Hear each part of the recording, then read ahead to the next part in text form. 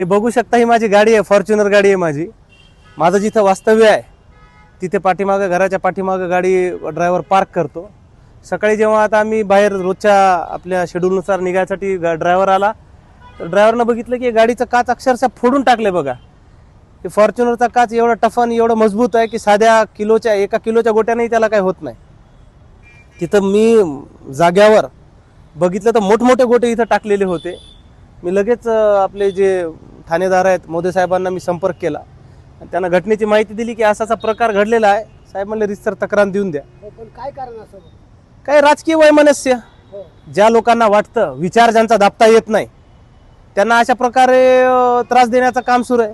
त्यांना मला आपल्या माध्यमातून खुलं आव्हान द्यायचं आहे की निर्जीव गाडीवर कशाला जोर आजमावत आहे. धमक आणि हिंमत असेल तर तुमच्या अंगात खरंच तुमच्या बापाचं रक्त असेल तर वसीम देशमुखला समोरासमोर येऊन भिडा ना. मग दाखवतो गावगाड्यातून आलेला एक शिवसैनिक, रांगडा शिवसैनिक कसा असतो. तर राजकीय वैमनस्य आहे, विचारांची लढाई आहे. आम्ही कुठं दबत नाही आहोत. सगळे सामदाम दंडभेद सगळे आमच्यावर करून बघितले, पण आवाज कुठंच दबत नाही. शिवसेनेचा आवाज दबत नाही, वसीम देशमुखचा आवाज दबत नाही. अशा प्रकारे छळण्याचा, मानसिक त्रास देण्याचा प्रकार सुरू आहे. हे कास्त दुरुस्त होऊन जाईल. वरिष्ठांशी काही चर्चा झालेली आहे का? माहिती दिली का तुम्ही पक्षप्रमुख किंवा? नाही, आणखी काय माहिती दिली नाही. मला निदर्शनास आल्या मी लगेच ठाणेदार साहेबांना माहिती दिली आणि पोलीस स्टेशनला येऊन तक्रार देतोय. आता रितसर तक्रार देतोय, त्याच्यानंतर पुढे देऊ ना, वरिष्ठांना माहिती देऊ.